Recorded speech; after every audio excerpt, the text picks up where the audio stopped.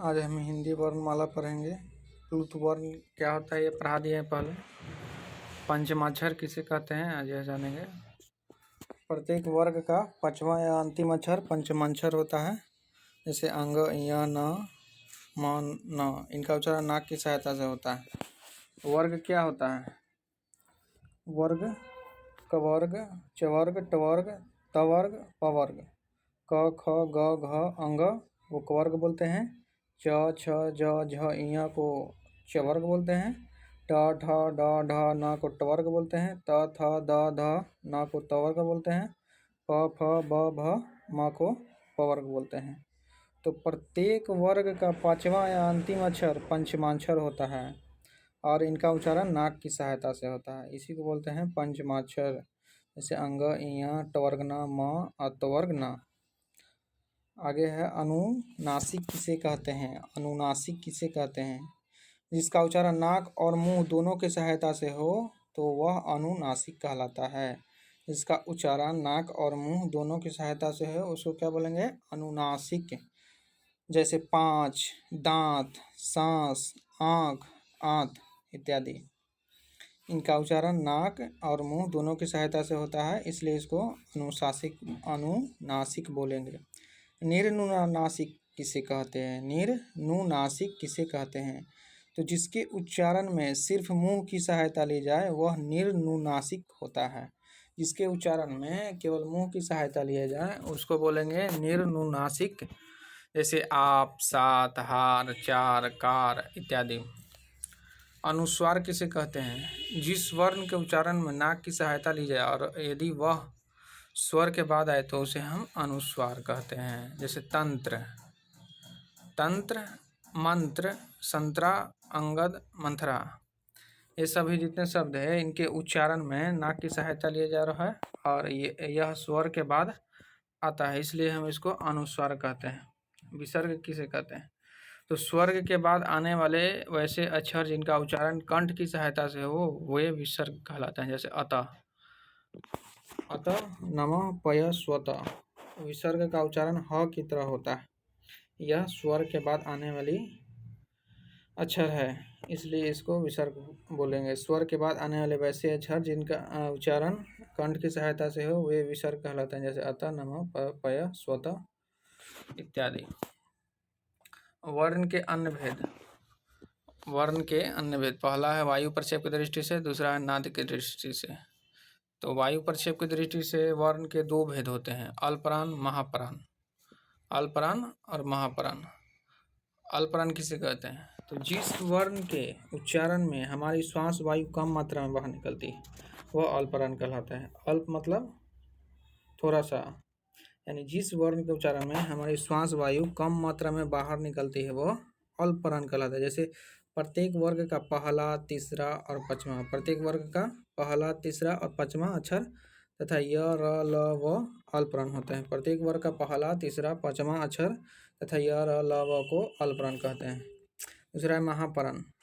महा मतलब अधिक, यानी जिनके उच्चारण में श्वास वायु अधिक मात्रा में बाहर निकलती है और उनसे हकार जैसी ध्वनि उत्पन्न होती है वे महाप्राण कहलाते हैं। जैसे प्रत्येक वर्ग का दूसरा, चौथा तथा तलावी स, मूर्धन्य स, दंडी स और ह महाप्राण होते हैं। प्रत्येक वर्ग का दूसरा, चौथा तथा तलावी स, मूर्धन्य स, दंडी स और ह को महाप्राण कहते हैं। दूसरा है नाद की दृष्टि से वर्ण के दो भेद होते हैं, अघोष वर्ण, घोष वर्ण। अघोष वर्ण और घोष वर्ण। तो अघोष वर्ण जिसके उच्चारण में हमारी स्वर तंत्र या पूरी तरह झंकृत नहीं होती है वह अघोष वर्ण होते हैं। जैसे प्रत्येक वर्ग का पहला, दूसरा अक्षर तथा तलावी स, मूर्धन्य स, दंडी स अघोष वर्ण में आते हैं। यानी हम कह सकते हैं कि प्रत्येक वर्ग का पहला अक्षर, दूसरा अक्षर तथा तलावी स, मूर्धन्य स, दंडी स को अघोष वर्ण कहते हैं। ठीक है। दूसरा है घोष वर्ण। जिन वर्णों को उच्चारण में हमारी स्वर तंत्र या पूरी तरह झंकृत हो जाती है और उनसे हकार जैसी ध्वनि उत्पन्न होती है वे घोष वर्ण होते हैं। जैसे प्रत्येक वर्ग का तीसरा, चौथा, पांचवा अक्षर तथा य, र, ल, व, ह, वह सारे स्वर वर्ण घोष वर्ण होते हैं। यानी दूसरा तरह से भी इस परिभाषा को बोल सकते हैं कि प्रत्येक वर्ग का तीसरा, चौथा, पांचवा तथा य, र, ल, व, ह एवं सारे स्वर वर्ण को घोष वर्ण कहते हैं। अब आगे है संगम किसे कहते हैं। संगम, तो संगम किसी भी शब्द के उच्चारण क्रम में जब हम किसी एक अक्षर का उच्चारण करने के तुरंत बाद दूसरे अक्षर का उच्चारण करते हैं तो इन दो अक्षरों के बीच जो संक्रमण उत्पन्न होता है उसे ही हम संगम कहते हैं। जैसे बच्चा, ब आधा च चा। तो किसी भी शब्द के उच्चारण करने में जब हम किसी एक अक्षर के उच्चारण करने के तुरंत बाद दूसरे अक्षर का उच्चारण करते हैं तो इन दो अक्षरों के बीच जो संक्रमण उत्पन्न होता है उसे हम संगम कहते हैं। जैसे च अच्छा, आधा च और चा के बीच जो संक्रमण उत्पन्न हुआ है इस कारण हम इसको संगम बोलते हैं। अच्छा, तुम्हारा, चम्मच इत्यादि। अनुतान किसे कहते हैं। किसी भी सुरों के उतार चढ़ाव के क्रम को हम अनुतान कहते हैं। जैसे किसी भी सुरों के उतार चढ़ाव के क्रम को हम क्या कहते हैं, अनुतान। जैसे एक ही शब्द को तीन तरह से बोला गया है। मोहन अच्छा है, सिंपल बोल रहा है मोहन अच्छा है। अब प्रश्न कर रहा है मोहन अच्छा है, मोहन अच्छा है। दूसरा मोहन अच्छा है, आश्चर्य कर रहा है, मोहन अच्छा है, आश्चर्य कर रहा है। शब्द एक ही है, मोहन अच्छा है, मोहन अच्छा है, मोहन अच्छा है। बोलने का उतार चढ़ाव जो है क्रम यह अंतर हो जा रहा है, इसलिए इस सब को बोलेंगे अनुतान। अब बलाघात किसे कहते हैं। जब हम किसी भी शब्द के उच्चारण करने में किसी एक अक्षर पर विशेष बल देते हैं तो इस क्रिया को हम बलाघात या स्वराघात कहते हैं। जब हम किसी भी शब्द के उच्चारण करने में किसी एक अक्षर पर विशेष बल देते हैं तो इस क्रिया को हम बलाघात या स्वराघात कहते हैं। अगर किसी एक अक्षर पर विशेष बल लगाएंगे तो उसको हम बलाघात बोलेंगे। जैसे विष्णु, इसमें वी पर ज़्यादा बल लगा रहे हैं इसलिए वी बलाघात होगा। तुम्हारा, तुम्हारा, मोहन, नमः, इंद्र इत्यादि।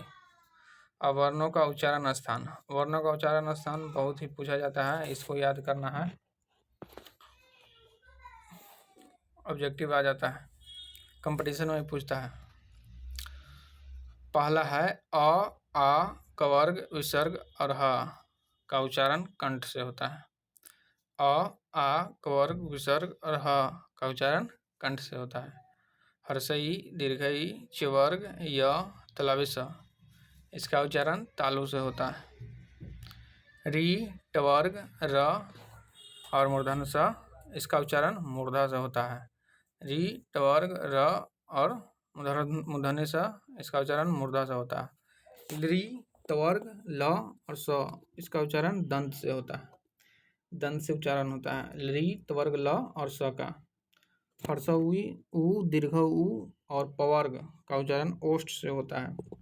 हर्षऊ, दीर्घ उ, पवर्ग का उच्चारण ओष्ठ से होता है। ए का उच्चारण कंठ तालु से होता है। ए का कंठ तालु। ओ, औ का कंठ ओष्ठ, कंठ प्लस ओष्ठ, ओ, औ कंठ ओष्ठ, वह दंतोष्ठ, वह का उच्चारण दंतोष्ठ। अब लास्ट का जो वर्ग है पांचवा उसका नासिक होता है। जैसे अंग, इ, टवर्ग न, म। बस आज के लिए इतना ही।